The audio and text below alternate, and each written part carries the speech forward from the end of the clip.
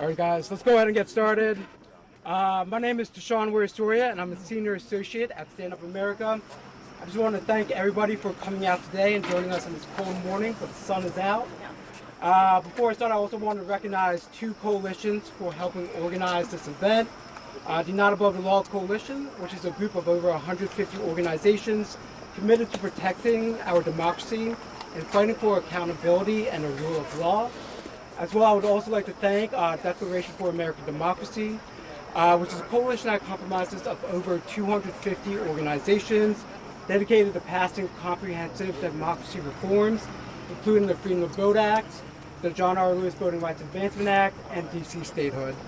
Whoa. Tomorrow marks 3 years since the attack on the very Capitol building that stands behind us. Not only was it an attack on the building, but in a larger sense, it was also an attack on our democracy. It was an attack on the very concept that a free people can elect its own leaders in pursuit of life, liberty, and happiness, and know that the peaceful transfer of power will occur when the time comes. 3 years ago, that concept was tested. And for the first time in our nation's history, the peaceful transfer of power did not occur at a scheduled time. Today you will hear from speakers about the attempts to whitewash and misrepresent the events of that day and the critical importance of not forgetting those lessons. We'll hear from members of Congress, who I thank for joining us during their recess when Congress is not in session, and other organizational leaders at the forefront of the fight to protect our democracy and voting rights, as well as working to strengthen and expand them. Thank you again, and with that I'm thrilled to bring up Rep. Jamie Raskin from Maryland's 8th District.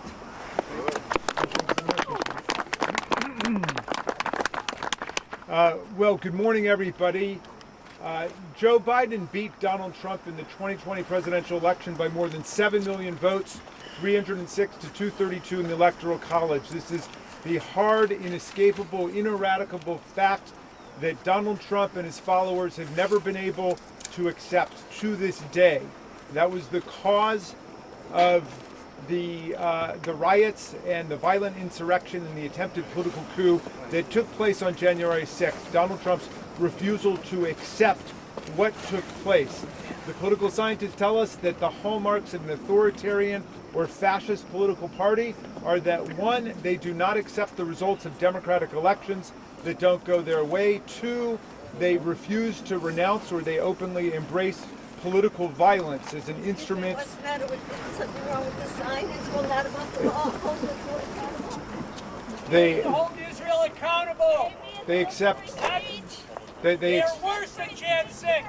Hold Israel accountable. Israel is not about the law. Hold it They accept. I'm sorry. Let me just start that again. That authoritarian and fascist parties that don't accept democratic process and the rule of law. They reject the results of democratic elections that don't go their way, number 1. And number 2 is they embrace political violence as an instrument for obtaining political power. Now,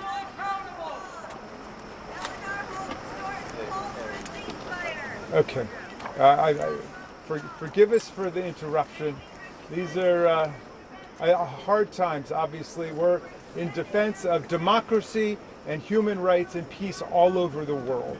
That's what we stand for, and that's why we're together here today.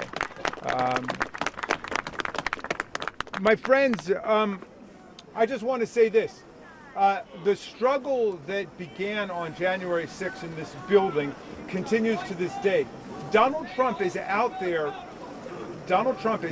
saying that he will issue a pardon to the more than 700 people who were convicted of participation in the violent insurrection against the Union.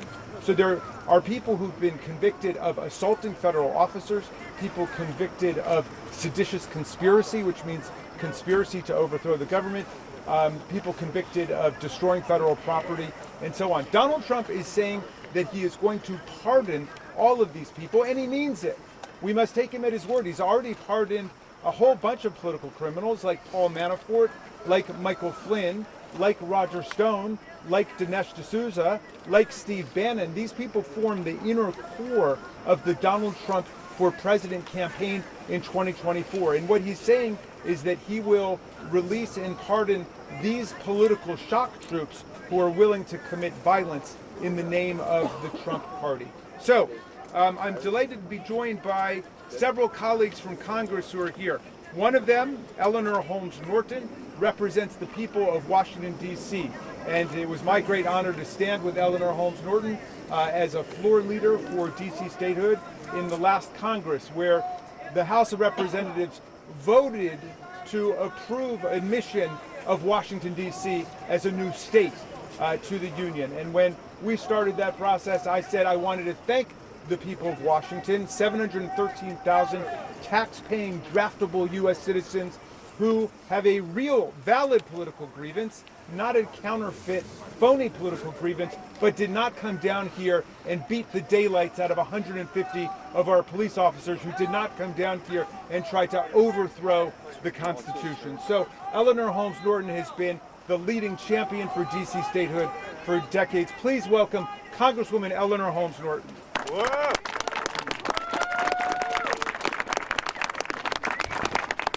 Thank you very much. I want to thank you for inviting me to speak today, and I want to thank DC Vote and my long-term friend, Jamie Raskin, for organizing today's event. On January 6th, 3 years ago tomorrow, the U.S. Capitol was attacked by individuals seeking to overturn our democratic form of government. While President Trump refused to send in the D.C. National Guard to the Capitol, the Metropolitan Police Department voluntarily responded, protecting the Capitol, Congress, and democracy itself. Governors of the states have control over their National Guard units. Because D.C. is not a state, at least not yet, authority to deploy the D.C. National Guard falls under the President. I have introduced a bill for many years that would give this authority to the D.C. mayor, who tried for hours to get the Guard deployed on January 6th. While our efforts were ignored, had D.C.'s mayor had control of D.C.'s National Guard that day, the response would have been hours earlier, potentially saving lives. D.C. residents, the majority of whom are black and brown, are worthy and capable of governing themselves. I will not stop pushing for enactment of my D.C. statehood bill, which would give D.C. full equality with the states, including a governor, and with power over their own state's National Guard, so that it can respond swiftly when confronted with future crises. In the meantime, I'll be pushing for enactment of my bill to give D.C.'s mayor control of the D.C. National Guard. Thank you for inviting me to speak today.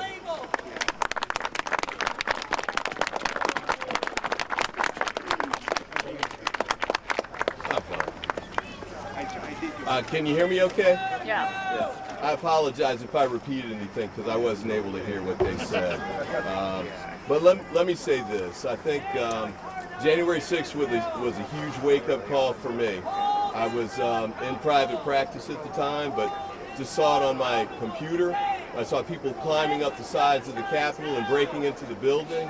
I actually thought it was, like a fake image of some kind. I had no idea it was real until later. And then when I saw people breaking into the building and starting to hurt people, I know multiple officers were injured that day. Many were 5 deaths, I think, resulted for officers that day as well.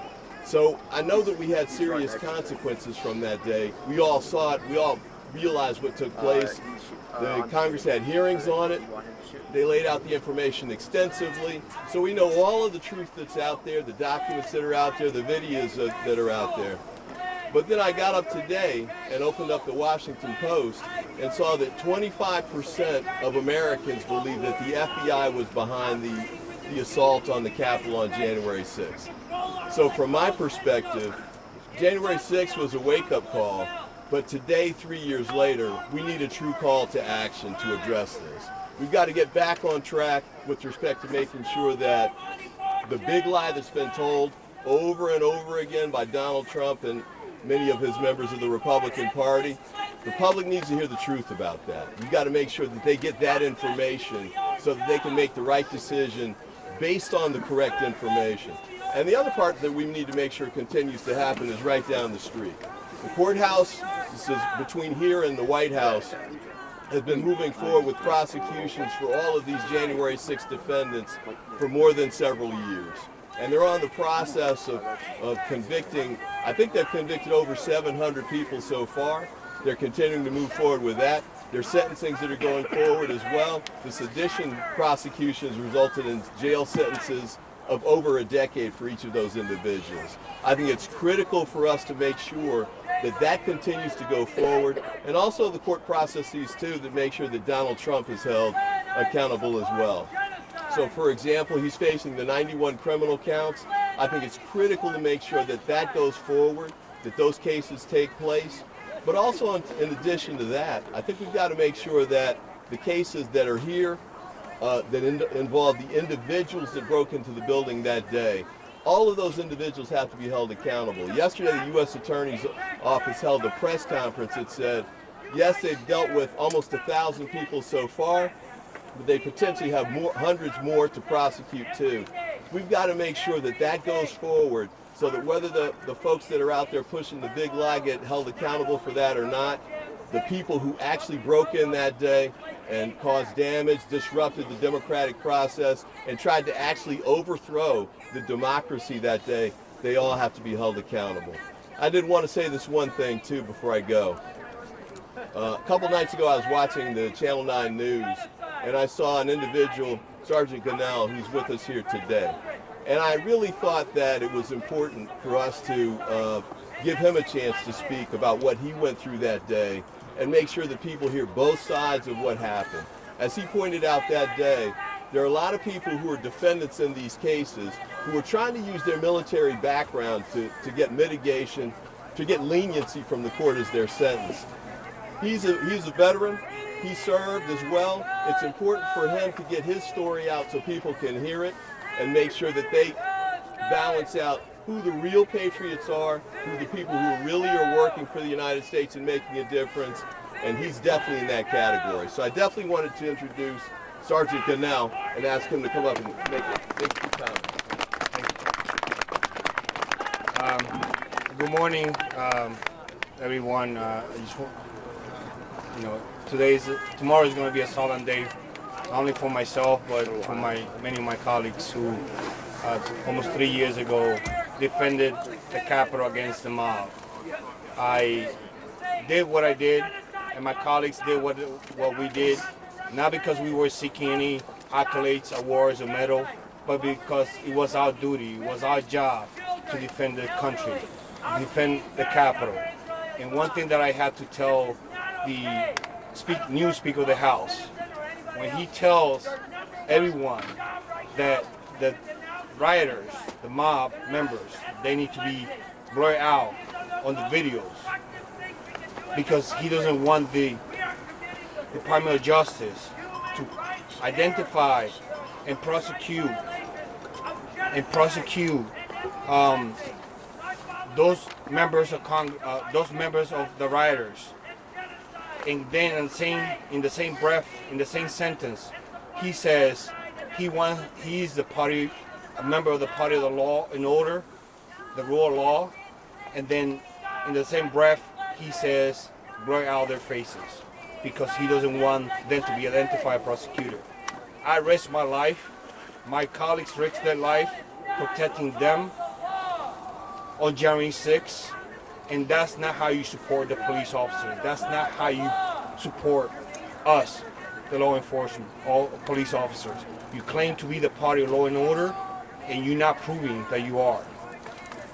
You are not supporting the police officer, you're supporting the rioters. When you call those individuals who came to hunt you guys down, room by room, and the only reason why they didn't make it to you was because the efforts the police officer did on that day, those people were not patriots. Those people were not hostages. Those people were not peaceful.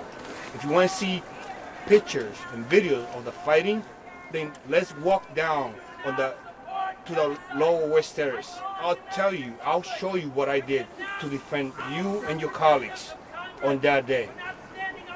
When you call those people patriots, what that makes us, the police officers, then? What does that make us, the law enforcement officers? What was our sacrifice for? If you keep calling them patriots. They were not patriots. They were trying to kill you, your fellow colleagues, the next 3 people in line to the succession of the presidency, including Mike Pence. It was an attack on his own safety, along with his family members. And the nuclear codes were here. So if that was not a national security, I don't know what it is. And I don't know how to convey you that on January 6th we almost lost our democracy. And if it wasn't because the action that us, the police officer, did on that day, we would have lost it. Did we accomplish everything that we tried to do? No. We failed. We felt defeated.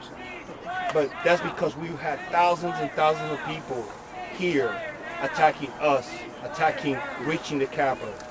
And many of these members behind me, they probably wouldn't have not made it if it wasn't because of the efforts that we did on January 6th. Don't tell me you support the police officer. Don't tell me you support law. You are the party of law and order when you don't even want an investigation about what happened, when you continue to support the same person that continue to undermine our democracy, each institution that is able to hold him accountable. Mitch McConnell, right after the impeachment, he said the former president was responsible for it. Kevin McCarthy said that on January 6th. I went home on January 6th at 4 a.m. after arriving on January 6th at 6 o'clock here at the Capitol. My day was long.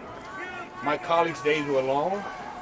For you, might have been an hour, a few hours of that you endured January 6th. For us, it was ongoing, and still is. Just 2 weeks ago, I was in court dealing with that ramification of that day. And I continue to fight for those, for myself, for those of us who were affected by it. I was assaulted by more than 40 people on that day. And then, not a single one, except for Liz Cheney and Adam Kinzinger, reached out to me. But they claim that they support the police officer. Each one of them, including the former president and everybody down. Don't tell me, because I don't believe you. And I think the American people see that through. Thank you.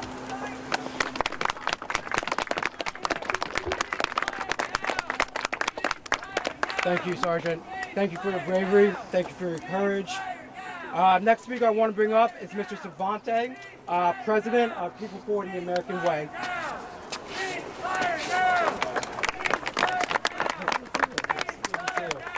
Hi everybody, my name is Savante Myrick. I'm the President of People for the American Way. We are best known around these parts for 2 things. One is being founded by Norman Lear over 40 years ago to fight for and protect and expand our democracy. And the second is at one point employing the now Honorable Congressman Jamie Raskin, something we're extremely, extremely proud of. He was teaching us then, he's still teaching us now, about what America can and should be. It should be a place for protest, right? However loud, however boisterous, however disruptive, protest is okay. But we're here to commemorate something that was not okay, something that went beyond annoying, something that went beyond disruptive, something that was lethally dangerous.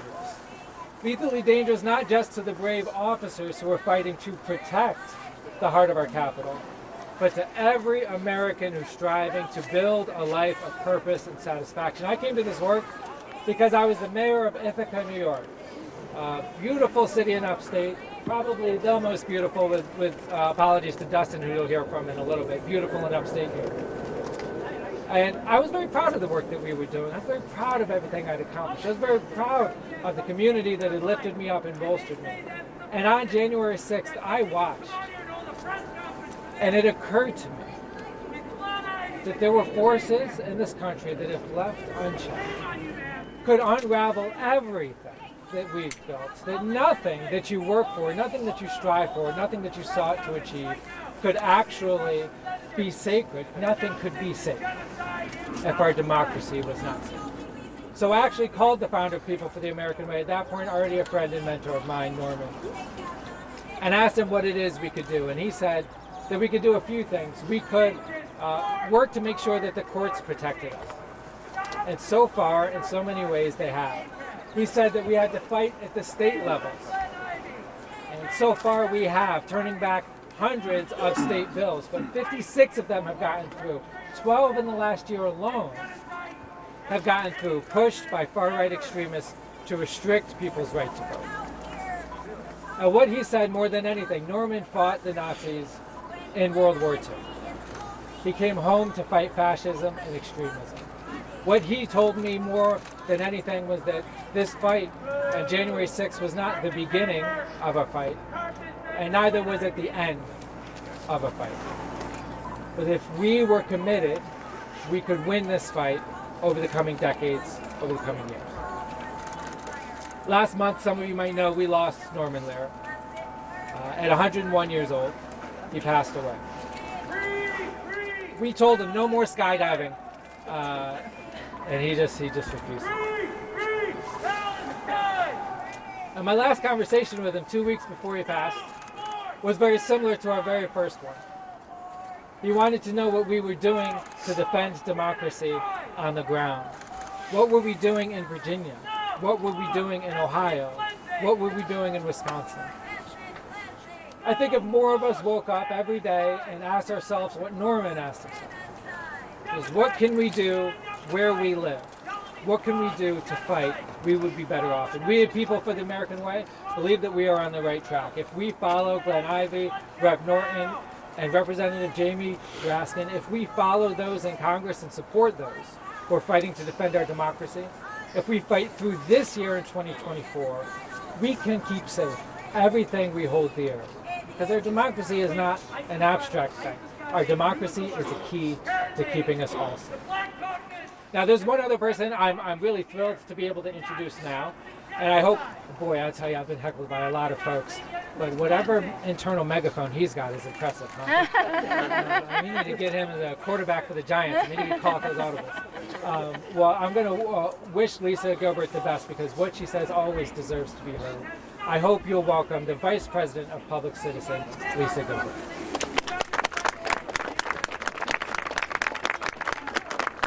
Thank you so much for that, Sponte, and I will try to project.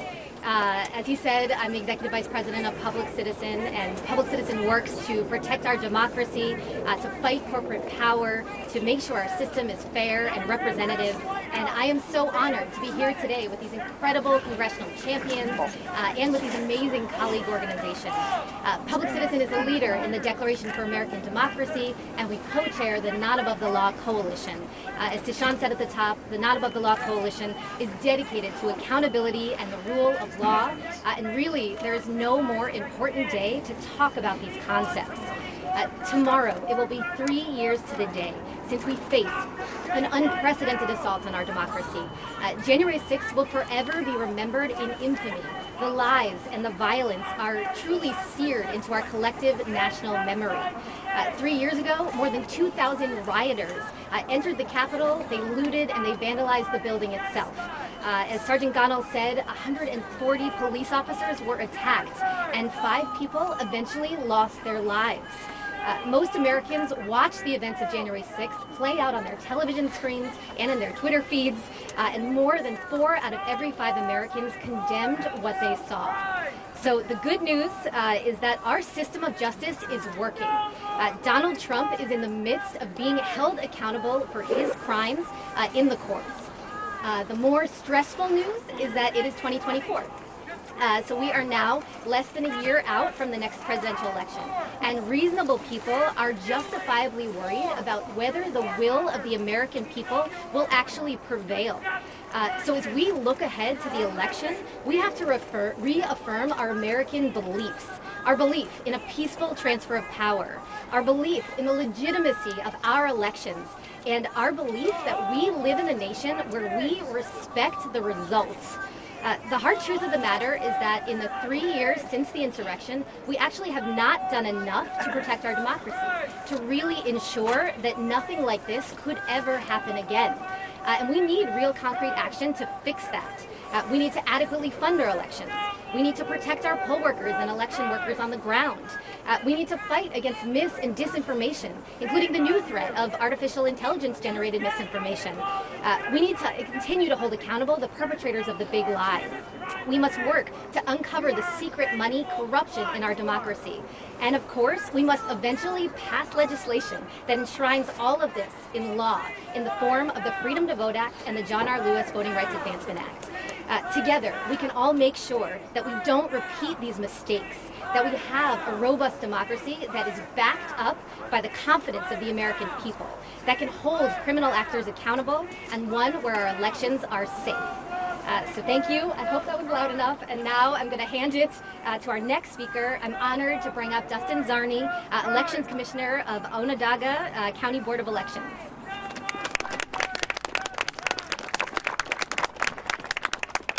Thank you so much. I'm honored today to be in our nation's capital, honored to stand with some of the people behind me that I consider personal heroes of mine. But that honor is laced with sadness today, because we are marking the 3rd anniversary of the January 6th insurrection. The big lie that led to the insurrection continues to this day. It is having an adverse impact on election workers throughout the country. The Brennan Center last year released a study that said 45% of all lead election officials have reported an increase in physical threats and harassment. And 20% of those lead election officials have decided to retire before the 2024 election because of that. Issue 1 released a report later last year of the 11 Western states that showed that this problem may be greater than we thought. 40% of the lead election officials in those states are going to be new for the 2024 election. And in battleground states, it's even worse. Arizona, 14 of the 17 counties in Arizona have new lead election officials going into 2024. CNN said that Pennsylvania has 40 of their 70 counties have new election officials going into 2024, and they've all left because of the harassment, because of the targeting that has happened, because of the big lie. We have lost hundreds, if not thousands of years of experience of election officials going into the crucial 2024 presidential election. The big lie continues to this day. It's resulted in voter suppression laws across the country. It's resulted in decreased resources for boards of elections to do their job. And even citizen groups have formed to go door to door to target voters in New York State and harass them, wrongly accusing them of voter fraud. I'm honored here to come here today to ask for federal legislation to protect election workers that will parrot a lot of the state legislation that has already happened. We need resources to be able to deliver the vote safely and accurately in 2024 so the voters' voices are heard. I believe in the bipartisan boards of elections across this country. People that have come to serve the public. They're not doing it to get rich. They're not doing it to get famous. They're doing it to serve their friends and neighbors. And they deserve the protections of the federal government and their state governments, and yes, their local governments, to make that job possible. So I'm hopeful that we can see legislation in this next year in the states and in the federal government and resources directed so those boards of elections can do their job in a safe and accurate manner and deliver the voice of the American people to the ballot box and give them their choice this election. So thank you very much for having me, and thank you very much for attending. And I'd like to. The second best city. Syracuse is beautiful in its own way, Savante. So I'd like to introduce the next speaker, Donald Sherman, Executive Vice President and Chief Counsel for Citizens for Responsibility and Ethics in Washington.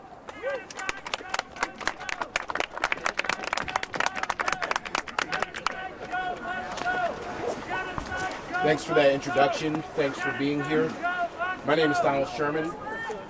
I'm a government ethics lawyer at Crew. I'm also a former congressional staffer who worked in the building behind me. I'm also a DC resident who watched in horror along with the nation and the world as the place where I once worked and the place where I taught my kids how to ride their bikes was attacked in an effort to overturn a free and fair election. This was an insurrection in my own neighborhood. Crew is a nonpartisan, nonprofit organization that uses legal and policy advocacy along with robust research and communications to promote ethics and transparency in our government and in our elections. 3 years ago, a violent mob incited by former President Trump stormed our Capitol in an attempt to overturn the 2020 presidential election. The insurrection disrupted the peaceful transition of presidential power for the first time in our nation's history. The gravity of this situation cannot be overstated. But this is where Section 3 of the 14th Amendment steps in. A constitutional provision forged in the aftermath of the Civil War that disqualifies oath breakers who engaged in insurrection against our Constitution. This disqualification clause is an essential safeguard for our democracy.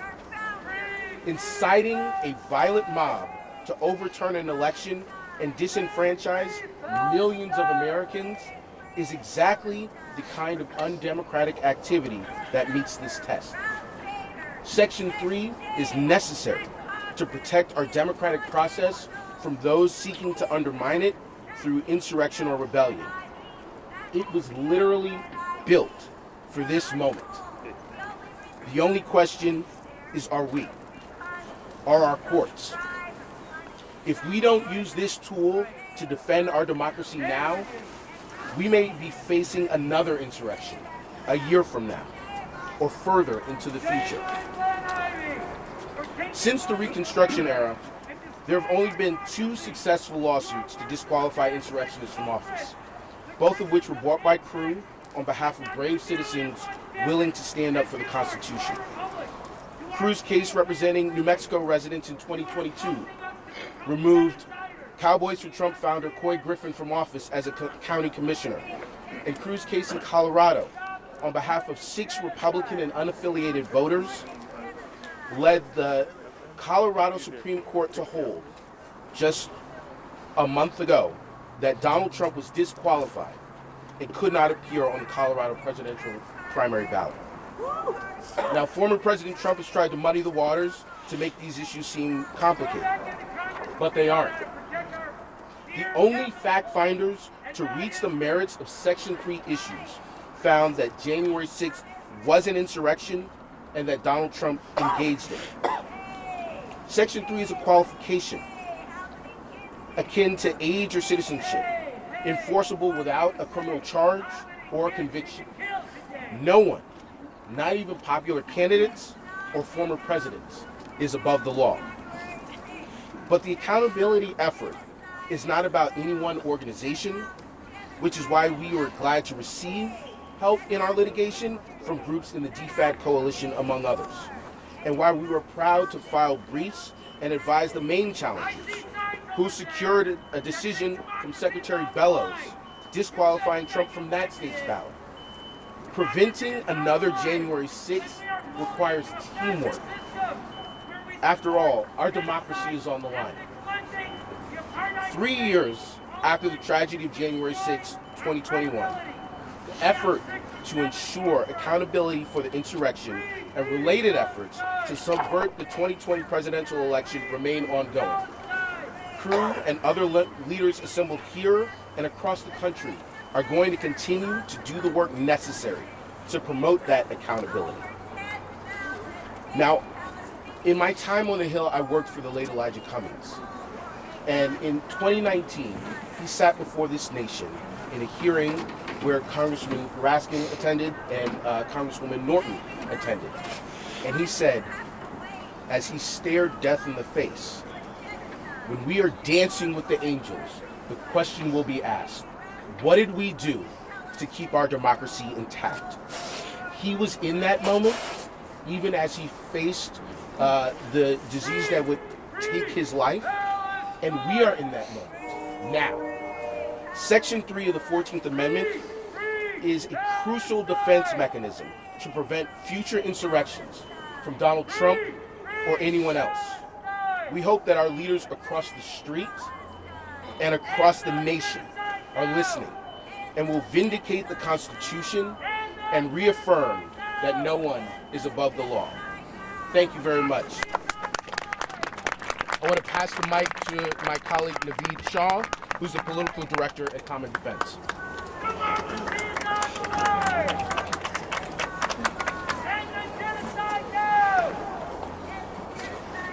Good morning, and thank you all for being here. My name is Naveed Shah. I'm the political director of Common Defense. We're a grassroots veterans organization. I'm also a veteran of the U.S. Army and the war in Iraq. When I was in Iraq in January of 2010, they were holding their second ever national elections. For many Iraqis, it was the first time that they had the chance to cast their ballot. On that day, the insurgents were not targeting the American soldiers who were providing security for those elections. Instead, they were targeting their own people. More than 100 Iraqi people were killed or injured that day across the country as they simply sought to cast their ballot and exercise their fundamental right to vote. In that moment, the sanctity of our rights became clear to me, and I promised to never take that for granted. So when I saw what happened right here on January 6, 2021, I was more than just shocked and appalled. I was scared for what could happen to our country if we allowed the big lie to fester and to allow insurrectionists to take power. 3 years ago on that dark January day, our nation witnessed a terrifying assault on the foundations of our democracy. A mob incited by lies and fueled by a hunger for power stormed the Capitol, leaving a trail of violence, trauma, and shattered trust in its wake. It wasn't just an attack on a building. It was an attack on every vote cast, every voice, every principle that America was built upon. The scars of that day run deep. 5 lives were lost, hundreds were injured, and the fabric of our nation was left in tatters. But let us not forget the true culprit, the poisonous mix of political ambition and disregard for the truth that birthed that insurrection. Donald J. Trump. Fueled by personal grievance and a hunger for power, weaponized a lie about a stolen election and unleashed a mob against our democratic process. And while that day etched itself in our history, it wasn't an isolated incident. The shadows of January 6th linger. Across the country, right-wing politicians continue their assault on our democracy, erecting new walls to hinder our vote, spreading conspiracy theories, and targeting election workers with harassment and threats of violence. They aim to dismantle the very mechanisms that guarantee our freedom to choose our elected leaders, turning free and fair elections into partisan witch hunts. But remember this, America has seen darkness before, and each time we have emerged stronger. This time will be no different. Now is the time for American heroes to stand up for what's right. We, the people, will not stand by as our democracy is dismantled. We will rise together. Our voice is a chorus of resistance against those who seek to suppress our rights and silence dissent. We demand accountability. Those who incited, aided, and abetted this insurrection must face the full consequences of their actions. We will not let this precedent for political violence stand with impunity. We demand protection for our election workers, the guardians of our nation's democratic process. They deserve to work without fear, and we will not tolerate the intimidation and harassment that seeks to drive them away. And most importantly, we demand action. We urge Congress and state legislators to enact democracy reform across the country. We need stronger voter protections, we need clear and uniform voting standards, and most importantly, an end to the gerrymandering that distorts the will of the people. We need to protect our ballots from manipulation and our elections from interference. When I immigrated to America as a young boy, I took an oath to this country. And when I joined the Army, I took another oath to protect and defend this Constitution, to protect it from all enemies, foreign and domestic. And to make it no mistake, MAGA Republicans are a domestic threat to this Constitution and to this country. So today, let this be our oath.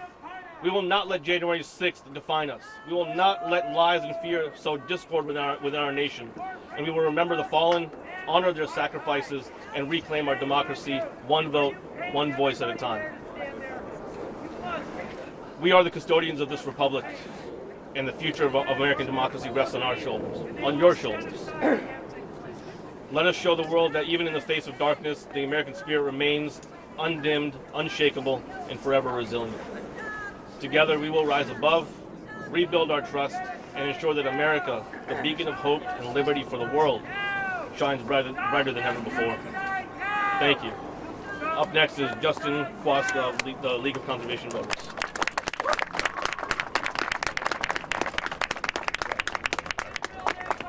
Hello everybody, my name is Justin Quasta. I'm the Democracy Program Director at League of Conservation Voters.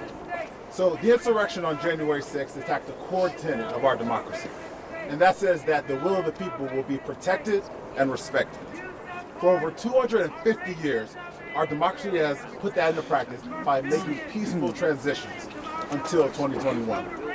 At a time where we've seen the hottest temperatures on record, extreme weather events happening across the country and across the world, and scientific certainty that climate change is human caused, the American people have gone to the ballot box, election after election, and have clearly voiced their demand to address our climate. Now, the environmental movement sees the political violence that happened here on January 6th as fully in line with the powerful interests that continually undermine the rule of the people in our democracy. Whether it's big spending oil, whether it's oil big spending influencing our elections, or individuals storming the Capitol in order to overturn certified results, the goal is the same. That is why we say that we need to have a healthy democracy in order to address climate change. Because we can't effectively address climate change if the pro-environmental will of the American people isn't being respected. We can't fully address climate change if our elected officials don't represent the diverse communities around the country that are affected negatively by our environment. We can't effectively address climate change if communities of color who experience the worst impact of environmental justice are ignored and systematically erased. We can't effectively affect climate change if we consistently spread lies in person and online that baselessly attack the legitimacy of our elections. We can't effectively affect climate change if workers are being attacked for doing the right thing and counting our votes in the election. And we can't effectively address climate change if political violence is used to overthrow our system of government. As an environmental organization, we support the right to protest. We believe that nonviolent protest can be a tactic in order to effect positive change. But January 6th was not a protest. January 6th was an insurrection. It was a violent attack on our democracy aimed at silencing the will of the voters and the American people. We can't let January 6th happen again. Our democracy can't handle it, and our environment can't afford it. So with that, we're asking Congress, we're asking the courts, we're asking the administration to do everything in their power in order to ensure that the horrors of 2021 aren't repeated again. By passing the Freedom to Vote Act, by passing the John Lewis Voting Rights Advancement Act, by fully funding our elections in order to ensure that every voter can cast their vote freely, fairly, safely, and securely in 2024, and by holding the perpetrators of January 6th accountable, because we know that no one is above the law. Thank you. And now at this time, I'm going to bring up Jose Morales Jr., who is the spokesperson for Courage for America.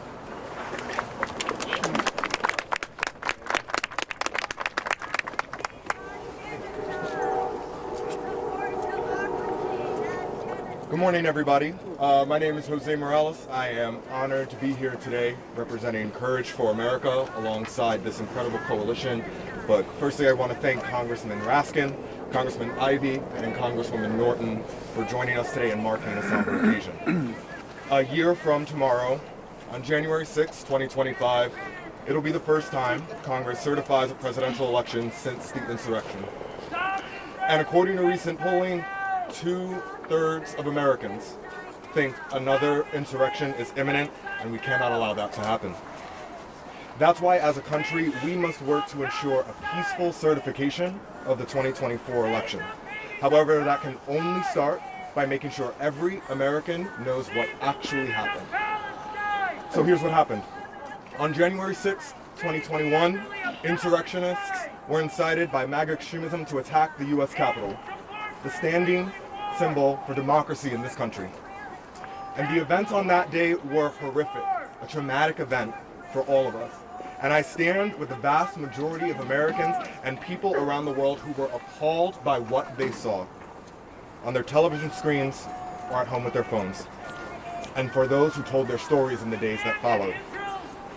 Captain Police Sergeant Ganell and Courage for America's own Officer Michael Fernone are just two of the stories by the men and women whose lives were endangered by the insurrectionists, and all told 140 police officers who stood on the front lines to defend our democracy were attacked by 2,000 rioters who broke into the U.S. Capitol on that day. 5 people died. As we reflect on that painful day in American history, we are asking everyone to also look forward. Congress has a major role to play in certifying the 2024 election results and possibly picking the candidate if no candidate receives 270 electoral college votes. But regardless of who is running or where they stand on the political spectrum, ensuring a free and fair election should be a nonpartisan issue. And Congress must be united in prioritizing the security of our democracy for all future generations. However, as many of us know, today the road to get there feels harder than it should be. MAGA extremists have chosen to undermine our democracy at every juncture and will continue to do so by standing firm on their decisions to vote against the 2020 election, continuing to spread and perpetuate the big lie that the election was stolen, minimizing what happened on January 6, 2021, condoning the actions of extremists who stormed the Capitol, and even now, as we speak, pushing harmful anti-democracy legislation that makes it harder for everyday Americans to vote, while also defunding election security grants. We're beginning a new year, and I'm asking us to show a resolve to defend against these dangerous anti-democracy initiatives we see in Congress being pushed by MAGA extremists. We cannot allow false narratives, misinformation, and extremism to win. We simply cannot. We have to tell the truth. Regardless of where we come from, no matter your walk of life, what makes us proud to be an American is our ability to vote for our elected officials. And this right is often undervalued and taken for granted, but nevertheless, it is what makes this country a beacon of hope and one that many who come to join. I am so proud to work in tandem with Courage for America. We are using every tool at our disposal to inform the American people of what I just spoke about here today, and what's at stake if we do not secure our democracy to ensure peaceful certification of the 2024 election. That includes sharing the stories of those impacted by the insurrection, uplifting the needs of everyday Americans, some of whom have joined me here today for this solemn anniversary, traveling from Nebraska, Texas, Maryland, and places all over. They know that securing our democracy is personal to them. I hope it's personal to you. They'll continue to share their story and this message about the dangerous precedent that was set on January 6th, and that we can stop another insurrection. During a time of great division in this country, now more than ever, I take this as a call to stand united against extremism in Congress, because our democracy as we know it is at stake. And before I go, I want to also thank Common Defense, who's here with us today, who helped us mark this solemn occasion just a year ago. We worked together on this and so many issues with other members of the Not Above the Law Coalition and anyone who still believes that democracy, though on the line, is worth fighting for. Thank you everyone for being here today. In truth, and protecting and securing our democracy must be a team effort. It's an honor to be on this team with all of you here. I'll now pass it over to Tashawn. Thank you.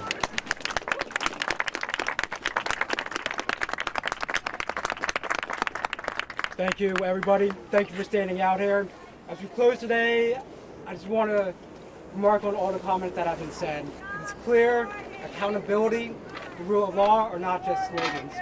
Comprehensive democracy reform is imperative. That means passing the Freedom to Vote Act, passing the John R. Lewis Act. DC statehood must happen. I want to thank everyone again. Reporters, all the speakers do want to stay here, so if you have questions, please feel free. Come forward, you can gaggle. But appreciate everybody, and everyone have a good day. What about taking a couple of questions while we have the cameras and the microphones right here? Does anybody have any questions?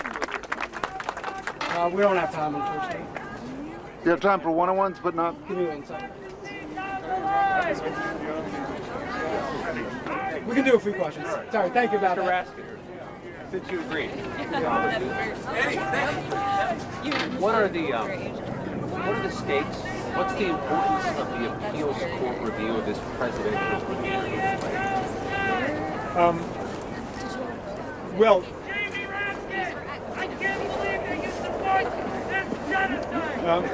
let me digress for a moment here.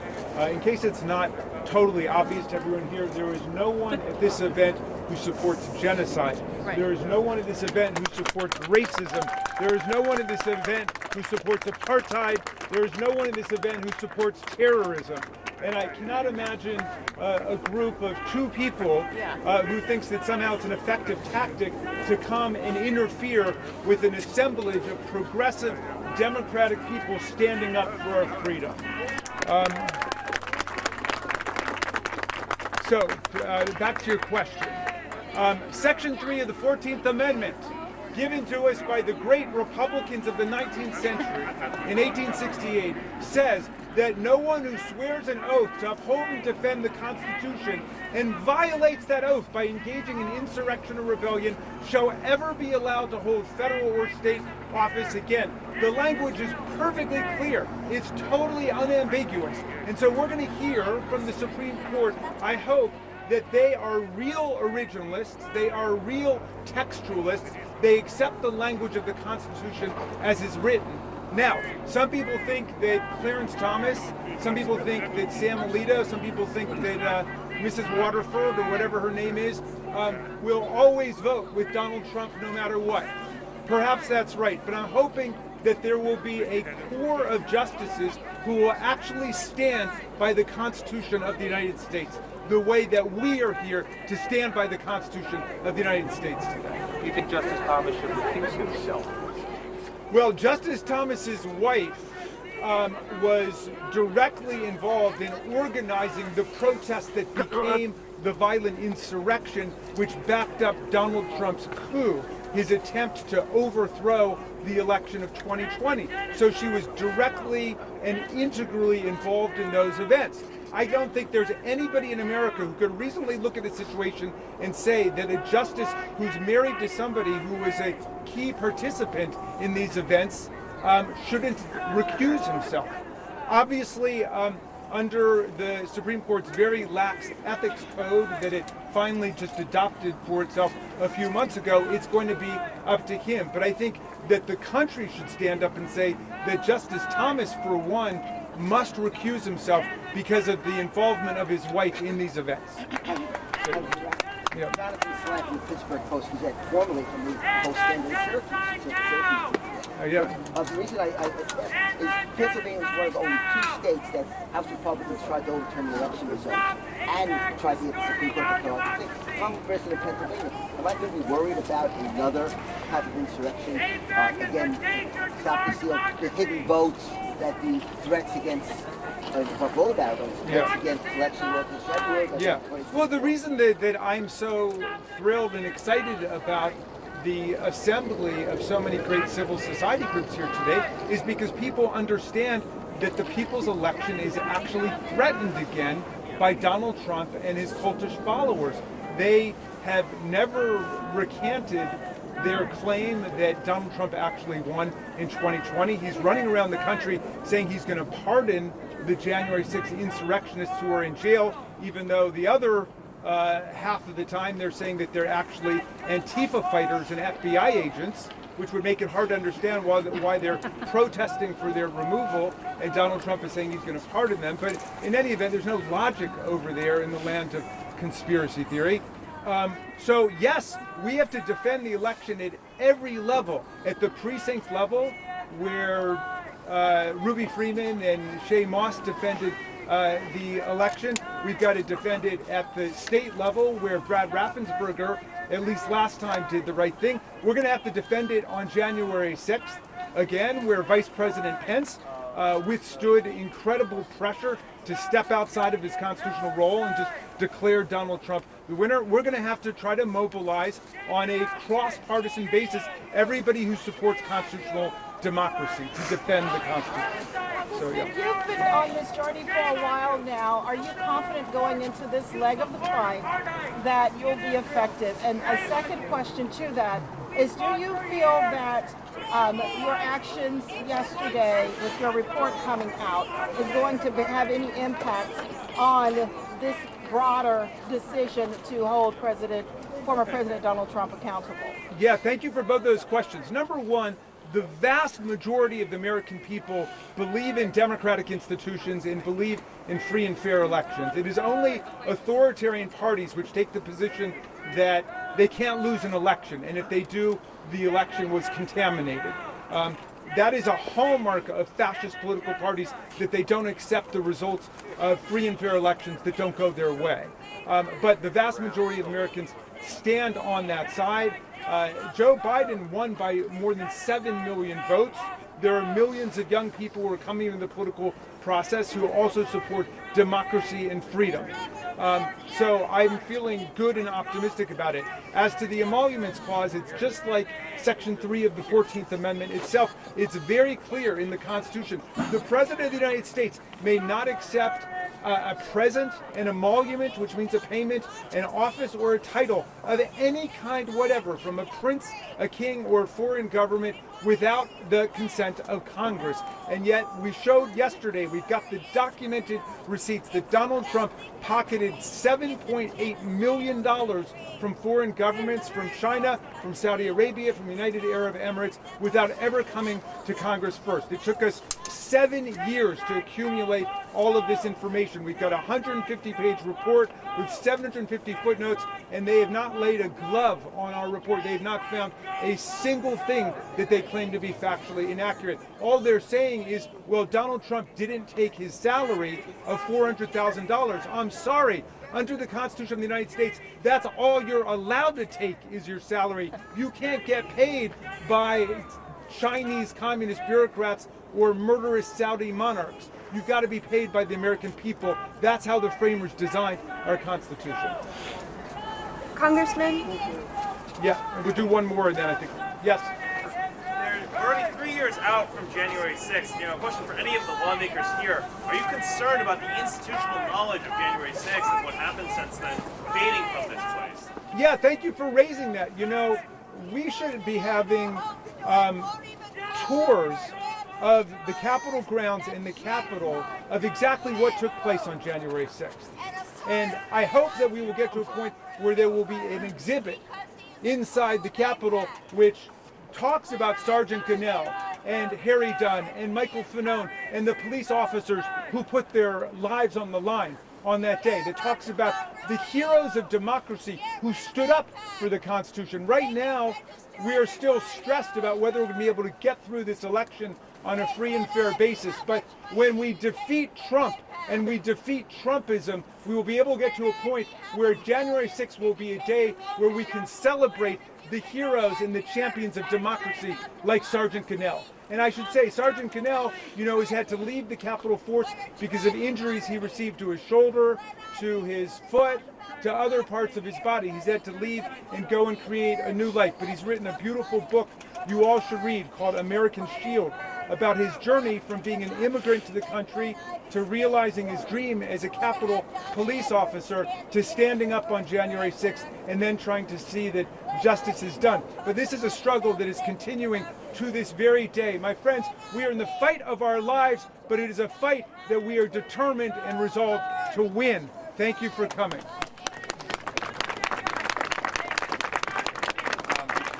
want to say one more thing. And I wasn't born here in this country, but I did take my oath to this country very seriously. When I became a U.S. citizen, when I joined the military, when I became a police officer, and when I swore an oath to protect this building. And again, when I got promoted to sergeant twice in the military and here in the Capitol. I left the department almost a year ago. I separated because of the injuries, both physical, mental, and also moral. Because what the Republican Party are doing and saying is that my injuries, all those 3 types, I made up, that I faked those injuries. And they do not support what I had done for this country, all the sacrifices that I had done for this country. 23 years of my life as a public servant. In all good conscience, can I continue to protect them? That's one of the reasons why I left last year, in 2022, I'm sorry. Because I cannot trust them to defend the country. I couldn't trust them to have my back. If there was another incident here at the Capitol, would they be helping me secure the building? Or would they be restraining me and preventing me from protecting my colleagues, these individuals behind me, including themselves and their family? I couldn't trust them, and I still don't. So every single time that they say they support police officers, don't believe them, because they don't. It's just made up things that they like to say in public. But in reality, they have not taken any action to support that. Today, I had the privilege to be in the newsroom with my former colleagues, Harry Dunn. He made an announcement today because some of the same members who participated in the riot, in the mob, they have been running for candidacy to be in a position of power, public trust. And then they should not be the only one running for those positions. Harry Dunn today declared that he's a candidate for the 3rd District of Maryland, and I'll support him.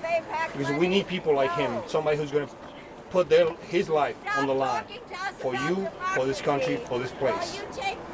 Some of the people who I defended, I don't trust them, especially from the Republicans. They had not had my back, I shouldn't have their back, and no longer would I have their back.